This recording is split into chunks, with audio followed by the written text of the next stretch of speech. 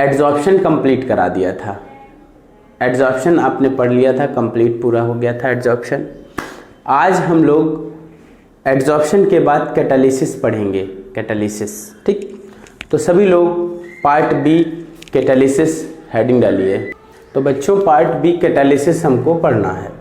देखो कैटालिसिस में बहुत चीज़ें कम कर दी गई हैं सिलेबस। कैटालिसिस में कैटालिस्ट पूरा उन्होंने होमोजीनियस हेटेरोजीनियस कैटालिस्ट गायब कर दिया, जैसा कि हमने आपको शुरू में ही बताया था कि इस चैप्टर में उन्होंने कैटालिस्ट होमो और हेटेरोजीनियस कैटालिस्ट को और एंजाइम कैटालिस्ट को कम कर दिया है। ठीक है, लेकिन बेटा हमें कैटालिसिस समझने से पहले कैटालिस्ट को तो पढ़ना पड़ेगा ही, तो हम कैटालिस्ट आपको पढ़ाएंगे। आप कैटालिस्ट पहले पढ़ लीजिए, उसके बाद हम आगे बात करेंगे। ठीक है, तो कैटालिस्ट हेडिंग डालिए बेटा, कैटालिस्ट CATALYST कैटालिस्ट। ठीक है, कैटालिस्ट क्या होते हैं इनके बारे में आप लोग ध्यान दीजिए और इसको ध्यान से समझिए।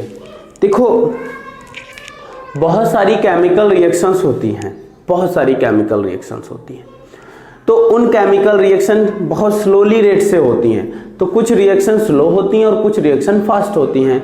तो जो रिएक्शन स्लो हो रही होती हैं उन रिएक्शंस को हम तेज कराने के लिए, जैसे कि मान लिए ए से बी में कोई प्रोडक्ट बन रहा है। ठीक है, ए से पी लिख देता हूँ, प्रोडक्ट बन रहा है और ये रिएक्शन बेटा स्लो रिएक्शन है, बहुत ही स्लो रिएक्शन है। अब इस रिएक्शन को हम फास्ट करना चाह रहे हैं, तो कहीं ना कहीं इसमें हम क्या करें, कोई एक्सटर्नल केमिकल इसमें ऐड कर दें। ठीक है, अब जैसे ही हमने ये केमिकल इसमें ऐड किया, इस केमिकल ने इसकी रिएक्शन रेट को इंक्रीज कर दिया, रिएक्शन रेट को क्या कर दिया, इंक्रीज कर दिया। तो सीधे सीधे आपको बात समझ में आ गई कि आपने जैसे ही इसमें केमिकल ऐड किया उसने रिएक्शन रेट को बढ़ा दिया।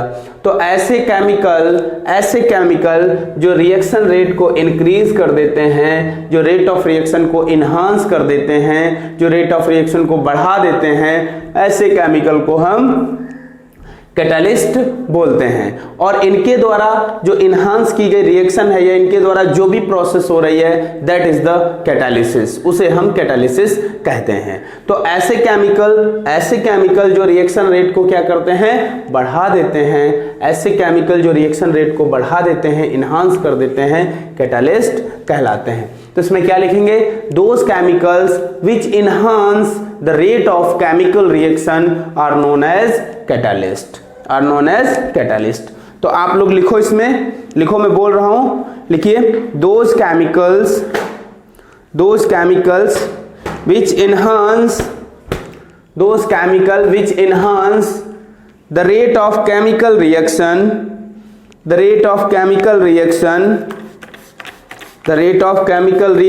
are known as catalyst,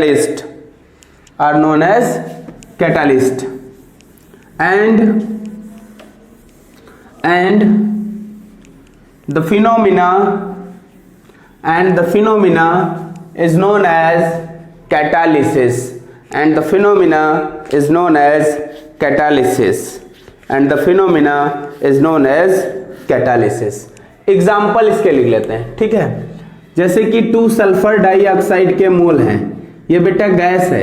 ठीक है, ये ऑक्सीजन के साथ रिएक्ट करे, ये भी क्या है, गैस है। यहाँ पर जो हमने कैटालिस्ट लिया नाइट्रिक ऑक्साइड, और ये भी कैसा है, गैस है। तो अब यहाँ पर जब रिएक्शन हो जाएगी तो बन जाएगा यहाँ 2 सल्फर ट्राइऑक्साइड, जो कि कैसा बनेगा, गैस। ठीक, तो जो हम एरो के ऊपर लिख रहे हैं नाइट्रिक ऑक्साइड NO, ये बेटा क्या है, NO नाइट्रिक ऑक्साइड। ठीक है, ये क्या है, ये है बेटा आपका कैटालिस्ट। एक मिनट, थोड़ा सा चमक ज्यादा लग रही है, आई थिंक थोड़ी सी शाइनिंग कम करनी पड़ेगी। ठीक है, हाँ अब ठीक है। तो देखो बेटा, तो ये अब ध्यान देना कि नाइट्रिक ऑक्साइड गैस है, जो कि एरो पर लिखा है वो क्या है, वो है कैटालिस्ट। वो क्या है, ये कैटालिस्ट है। ठीक है, तो इसको मिला दिया तो ये रिएक्शन बहुत तेजी से होने लगी। ठीक, तो ये क्या है, कैटालिस्ट है। जैसे कि पोटेशियम क्लोरेट होता है 2KClO3। ठीक, इसमें अगर हम MnO2 मिला देते हैं, MnO2 मैग्नीज डाइऑक्साइड, ये सॉलिड होता है। ठीक है, ये भी सॉलिड है। अब यहाँ 2 KCl बन जाएगा, ये भी सॉलिड होगा, और +3 O2 बन जाएगा जो कि कैसा होगा, गैस होगा। ठीक है, G का मतलब है गैस। अब बेटा ध्यान दीजिए, ये पोटेशियम क्लोरेट है, पोटेशियम क्लोरेट, पोटेशियम क्लोरेट, ठीक है, ये पोटेशियम क्लोरेट है। तो बेटा ध्यान देना एक बात कि यहां पर अगर आप देखें तो जो फिलहाल इसको जानने की जरूरत नहीं है, सिलेबस में है नहीं, लेकिन एक जनरल बात है, समझ जाओगे आराम से, कोई दिक्कत नहीं। देखो, जब इस पूरी केमिकल रिएक्शन की फेज का मतलब ये होता है कि रिएक्शन एक ही मीडियम में हो रही है, या तो गैस में हो रही है या फिर सॉलिड में हो रही है। तो आप अगर गौर करेंगे तो देखेंगे, तो जैसे ये भी गैस, ये भी गैस और ये भी गैस, तो इस पूरी रिएक्शन का फेज 1 है। जब किसी भी रिएक्शन का फेज 1 हो, चाहे वो गैस में हो रही हो या लिक्विड में हो रही हो या सॉलिड में, तो उसको हम होमोजीनियस कैटालिस्ट बोलते हैं। तो ये होमोजीनियस कैटालिसिस का एग्जांपल है। और जिसमें 2 फेज हो, जैसे ये सॉलिड लेकिन आगे बदल गया, तो ये इसके फेज बदल गए हैं, तो ये कैसा हो जाएगा, ये हेट्रोजीनियस कैटालिसिस का एग्जांपल हो जाएगा। तो फिलहाल ये एग्जांपल नीचे आप कॉपी पर नोट कर लीजिए, बाकी और कुछ जानने की जरूरत नहीं है। इसके बाद अब हम पढ़ेंगे प्रॉपर्टीज ऑफ कैटालिसिस। तो बेटा ध्यान दीजिए, कोई भी केमिकल रिएक्शन अगर है, कोई भी केमिकल रिएक्शन, तो उसमें कैटालिस्ट की प्रॉपर्टीज क्या क्या होंगी उनके बारे में बात करते हैं। तो सबसे इंपॉर्टेंट और मेजर प्रॉपर्टी यह है कि कोई भी कैटालिस्ट केमिकल रिएक्शन को मतलब इनिशिएट नहीं करता है, प्रारंभ नहीं करता है, शुरू नहीं करता है। वो सिर्फ और सिर्फ रिएक्शन तो होनी चाहिए, हाँ धीरे हो रही है तो उसको तेज करेगा, लेकिन शुरू नहीं करेगा। ठीक है, तो पहली बात तो ये याद रखो कि कोई भी कैटालिस्ट केमिकल रिएक्शन को इनिशिएट नहीं करता है। It increase only the rate of chemical reaction. तो ये क्या करता है, तो पहली प्रॉपर्टी आपकी यही हो जाएगी बेटा, आप लोग अपनी कॉपी में लिख लीजिए कैटालिस्ट कैनॉट, ये कांट लिख दें, can't able to initiate chemical reaction but it only, ये सिर्फ क्या करता है, इट ओनली इंक्रीज, सिर्फ बढ़ाएगा, increase the rate of reaction. तो ये सिर्फ और सिर्फ रेट ऑफ रिएक्शन को क्या करेगा, बढ़ाएगा, रेट ऑफ रिएक्शन को इंक्रीज करेगा। ठीक है, दूसरी बात मैं करूं, अगर दूसरा पॉइंट लिखूं, तो कैटालिस्ट क्या करता है कि जैसे किसी भी केमिकल रिएक्शन में पार्टिसिपेट कर रहा है, तो वो रिएक्शन में पार्टिसिपेट करेगा, प्रोडक्ट बनाएगा, उसके बाद फिर अपना फ्री हो जाएगा। वो पूरी रिएक्शन में अपने आप को ज्यादा बदलाव नहीं करता है, तो वो क्या करता है कि अनचेंज्ड रहता है, remain unchange in the chemical reaction. तो वो केमिकल रिएक्शन में अनचेंज्ड रहता है। ठीक है, तो कैटालिस्ट क्या लिखेंगे, अगला point, catalyst remain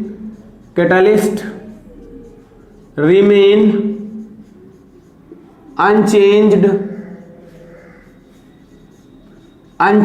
in the chemical reaction.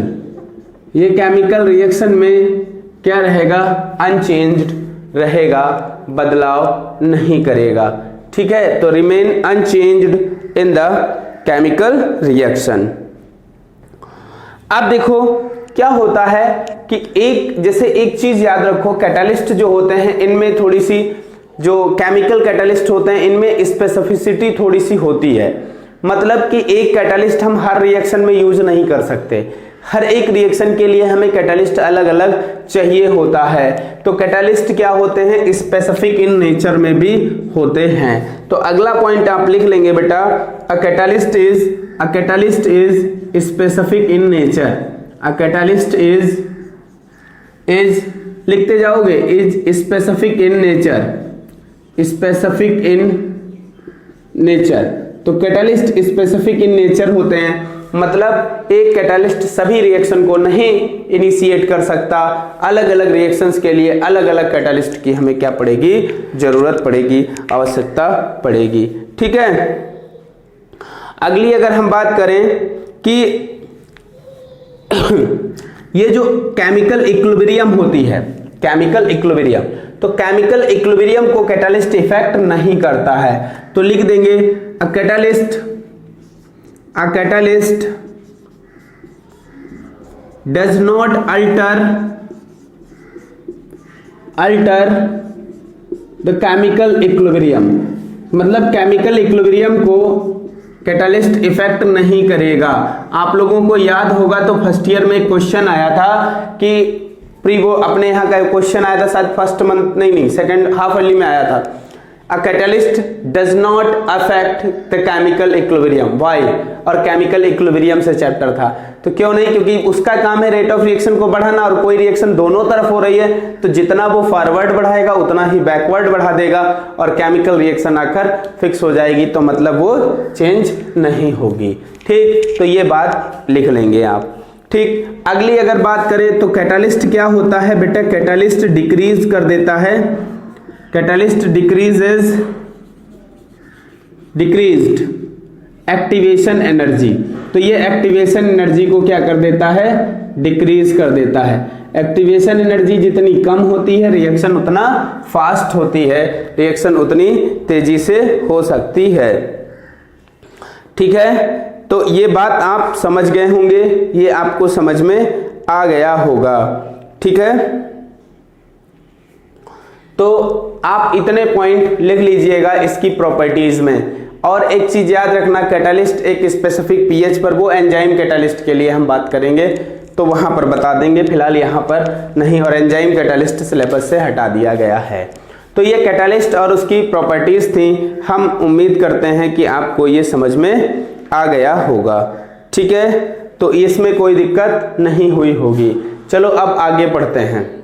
तो बच्चों अब अगली हेडिंग डालो अपनी कॉपी पर, टाइप्स ऑफ कैटालिस्ट या कैटालिसिस भी कर सकते हो, types of catalyst on the basis of mechanism. तो ये लिखा है types of catalyst on the basis of mechanism. तो सबसे पहले यही हेडिंग डालो और इसमें ध्यान दो। अगर हम मैकेनिज्म के बेस पर बात करें तो दे आर फॉलोइंग 4 टाइप्स, ये 4 टाइप के होते हैं, नंबर 1, 2, 3 और 4 टाइप। पहला होता है पॉजिटिव कैटालिस्ट। कैसा होता है, पॉजिटिव कैटालिस्ट, आगे आप लिख देंगे। तो पहला होता है पॉजिटिव कैटालिस्ट, दूसरा जो होता है वो होता है निगेटिव कैटालिस्ट, निगेटिव कैटालिस्ट। ठीक, पॉजिटिव कैटालिस्ट, निगेटिव कैटालिस्ट, और अगला जो होता है वो होता है एक ऑटो कैटालिस्ट, और इसके बाद positive catalyst, negative catalyst, auto catalyst, और एक और होता है जिसे हम बोलते हैं इंड्यूस्ड कैटालिस्ट, इंड्यूस्ड कैटालिस्ट। तो ये कितने टाइप के, 4 टाइप के होते हैं on the basis of mechanism.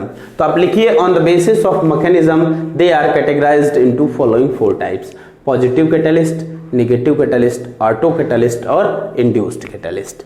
ये लिख लीजिए, फिर हम 1 बाय 1 डिस्कस करते हैं इनके ऊपर। तो इसी क्रम में सबसे पहली हेडिंग आप सभी लोग लिखेंगे अपनी कॉपी पर, पॉजिटिव कैटालिस्ट। ठीक है, क्या लिखेंगे, पॉजिटिव कैटालिस्ट। तो चलो हेडिंग डालो सबसे पहली, पॉजिटिव कैटालिस्ट। ठीक है, positive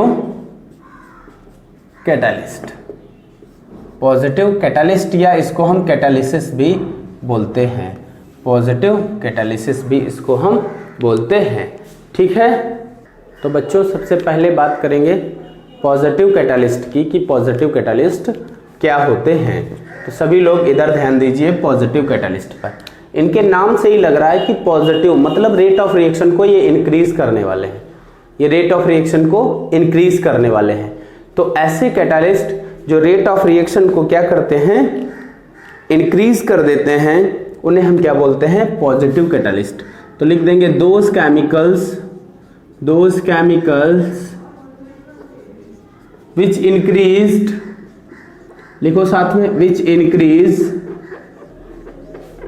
the rate of reaction, increase the rate of reaction are called positive catalyst, are called positive catalyst, and the process is called and the process is called positive catalysis, और इस process को हम क्या बोलते हैं? Positive catalysis. Example आपने बेटा पीछे जो लिखे हैं, आप कोई भी एग्जाम्पल वहां से उठाकर इसमें लिख सकते हो पॉजिटिव कैटालिस्ट में। जैसे कि अगर मैं बात करूं तो हाइड्रोजन 2H2 प्लस O2, इनके बीच अगर कोई रिएक्शन हो रही है आपस में, तो अगर आपने प्लेटिनम कैटालिस्ट की प्रेजेंस में ये रिएक्शन कराई तो 2 मोल ऑफ वाटर मिल जाएंगे, जो कि एक प्लेटिनम पॉजिटिव कैटालिस्ट हो जाएगा। अगर अगली बात करें, अगर आप नाइट्रोजन प्लस 3 हाइड्रोजन अगर अमोनिया यानी इनकी रिएक्शन कराओ तो अमोनिया बनता है, और ये आयरन कैटालिस्ट की प्रेजेंस में रिएक्शन हो रही है, तो ये भी एक प्रकार से कौन सा है? पॉजिटिव कैटालिस्ट होगा। ठीक है, तो ये आप लिख लीजिएगा, और ये पॉजिटिव कैटालिस्ट होंगे। पॉजिटिव मतलब ये रेट ऑफ रिएक्शन को बढ़ा रहे होंगे। ठीक है, तो ये इतना आपको लिखना है पॉजिटिव कैटालिस्ट में। अब हम इसके बाद बात करें जब निगेटिव कैटालिस्ट की, तो निगेटिव कैटालिस्ट क्या करते हैं? निगेटिव नाम से ही लग रहा है कि ऐसे केमिकल जो रेट ऑफ रिएक्शन को क्या कर दें? कम कर दें। तो इसको फिलहाल हम साफ कर दें। ये एग्जांपल आप लिख लीजिएगा, डेफिनेशन लिख लीजिएगा, और अगली हेडिंग हम लोग डालेंगे निगेटिव कैटालिस्ट। तो नंबर 2 हेडिंग डालो सभी लोग, निगेटिव कैटालिस्ट। तो देखो निगेटिव कैटालिस्ट में क्या होते हैं? जो ऐसे केमिकल जो रेट ऑफ रिएक्शन को इंक्रीज करने की बजाय क्या कर देते हैं? डिक्रीज कर देते हैं। यानी ऐसे केमिकल्स जो रेट ऑफ रिएक्शन को डिक्रीज कर देते हैं, उन्हें हम क्या कहते हैं? निगेटिव कैटालिस्ट बोलते हैं। जबकि बेटा पॉजिटिव कैटालिस्ट क्या होते थे? तो जो रेट ऑफ रिएक्शन को इंक्रीज कर रहे थे, और most of the catalyst rate of reaction को इंक्रीज ही करते हैं। कुछ ऐसे होते हैं जो डिक्रीज करते हैं, नहीं तो मोस्टली जो केमिकल्स होते हैं वो रेट ऑफ रिएक्शन को क्या करते हैं? इंक्रीज ही करते हैं। तो ये रेट ऑफ रिएक्शन को जो इंक्रीज कर देते हैं उन्हें हम पॉजिटिव बोलते हैं, लेकिन ऐसे कैटालिस्ट जो रेट ऑफ रिएक्शन को डिक्रीज कर देते हैं, उन्हें हम निगेटिव कैटालिस्ट बोलते हैं। क्या बोलते हैं? निगेटिव कैटालिस्ट बोलते हैं। एग्जाम्पल की बात करें हम इसके, तो बेटा एग्जाम्पल में याद रखिएगा, जो ऑक्सीडेशन है क्लोरोफार्म का, ऑक्सीडेशन ऑफ क्लोरोफार्म CHCl3, ये क्लोरोफार्म है, chloroform. Oxidation of chloroform is prevent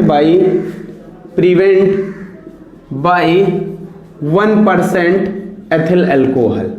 ठीक है, ऐसा होता है, सुनो क्या होता है, जैसे क्लोरोफॉर्म है CHCl3, 2 मोल ऑफ क्लोरोफॉर्म, ये बेटा ऑक्सीजन के कांटेक्ट में आते ही इसका ऑक्सीडेशन हो जाता है और 2COCl2 बना लेता है, और यहाँ से 2HCl निकल जाता है। जानते हो ये क्या बन गया? ये बन जाती है फॉस्जीन गैस। ये फॉस्जीन गैस यहाँ से बनती है, जबकि ये क्या है? ये है क्लोरोफॉर्म। आप सबको पता है क्लोरोफॉर्म जो होता है वो एक एनास्थेटिक एजेंट होता है, और एनास्थेटिक होने के कारण इसका यूज जो है वो बेहोश करने में किया जाता है क्लोरोफॉर्म का। लेकिन अगर इसको ऑक्सीजन मिल जाए तो ये तो ऑक्सीडाइज अपने आप हो जाएगा स्पॉन्टेनियसली, और यहाँ फॉस्जीन जो कि एक पॉइजनस गैस है, कैसी है? पॉइजनस गैस है, ये पॉइजनस गैस है। इसको अगर ये बन गए और ये आप आदमी को सूंघा दिए, तो आप तो सोच रहे थे बेहोश करना है, वो तो कहते मर जाएगा भैया, तो ये तो खतरनाक स्थिति हो गई। तो इसको तो हमें ऑक्सीडेशन को प्रिवेंट करना है, रोकना है। तो रोकने के लिए हम क्या करते हैं? इसमें 1% C2H5OH मिलाते हैं, जो इस रिएक्शन को नहीं होने देता है। जब नहीं होने देगा तो ये निगेटिव कैटालिस्ट का काम करेगा, और ये निगेटिव कैटालिस्ट हो जाएगा। तो ये तो बात थी निगेटिव कैटालिस्ट की, कि ऐसे केमिकल्स जो रेट ऑफ रिएक्शन को क्या करते हैं? डिक्रीज कर देते हैं, उन्हें हम निगेटिव कैटालिस्ट बोलते हैं या निगेटिव कैटालिस्ट कहते हैं। अब बात आती है बेटा, निगेटिव हो गया, पॉजिटिव हो गया, अब बात आती है ऑटो कैटालिस्ट की। तो हेडिंग डाल लो, ऑटो कैटालिस्ट। ऑटो से पता चल रहा है कि कुछ क्रिया अपने आप हो रही होगी, कुछ इसमें अपने आप हो रहा होगा, स्वतः ही हो रहा होगा, स्पॉन्टेनियसली ही हो रहा होगा। तो जब कोई भी केमिकल रिएक्शन हो रही होती है, यानी आप इसको पहले समझ लो, आप हेडिंग डालो, सभी लोग पहले हेडिंग डालो, auto catalyst, AUTO, auto catalyst, auto catalyst.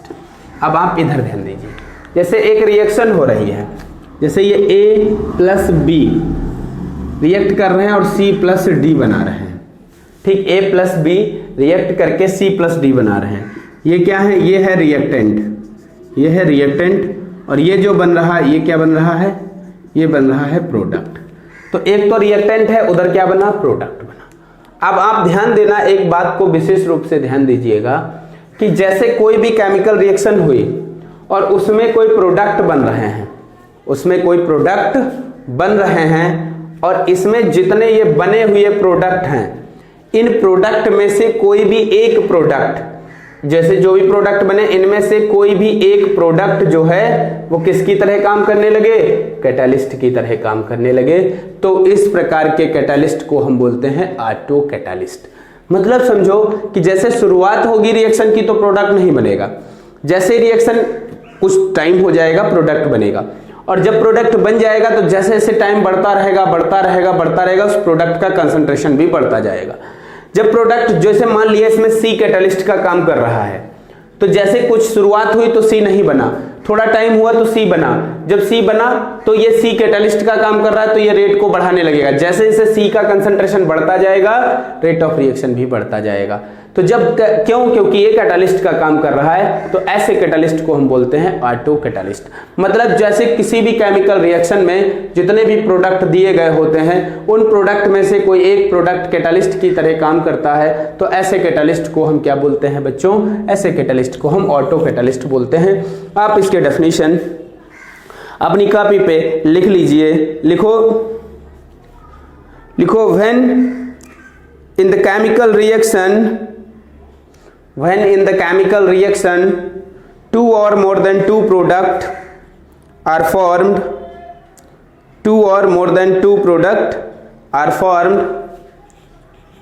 and one of the product act as catalyst. One of the product act as catalyst, known as auto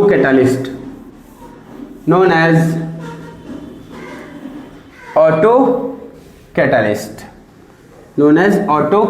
Example, जैसे ये CH3 लिखोगे, एसिड हाइड्रोलिसिस ऑफ, एग्जाम्पल में लिखोगे acid hydrolysis of Easter, ठीक है, ये example है acid hydrolysis of Easter. CH3COO C2H5 plus H2O, CH3COOH plus C2H5OH, ये बनेगा, ठीक है। अब इसमें ध्यान देना बेटा, ये एथिल एसीटेट है, ये एथिल एसीटेट है, ये एसिटिक एसिड है, और ये एथेनॉल है, ठीक, ये एथेनॉल है। अब क्या होगा कि अगर ये रिएक्शन हुई है तो इस रिएक्शन में जो एसिटिक एसिड है ये ऑटो कैटालिस्ट का काम करता है। जैसे जैसे इसका कंसंट्रेशन बढ़ता जाता है रेट ऑफ रिएक्शन इंक्रीज होता जाता है, तो ये किसकी तरह काम करता है? ऑटो कैटालिस्ट होता है। जैसे जैसे बढ़ता जाता है रेट ऑफ रिएक्शन बढ़ता जाता है, क्योंकि ये एसिड है और ये भी कौन सी एसिड हाइड्रोलिसिस, तो एसिड इसमें कैटालिस्ट का काम करता है, ठीक है। तो ये भी हो गया होगा। अब बचा है एक, वो भी आप लोग हेडिंग डाल लीजिए, इंड्यूस्ड कैटालिस्ट।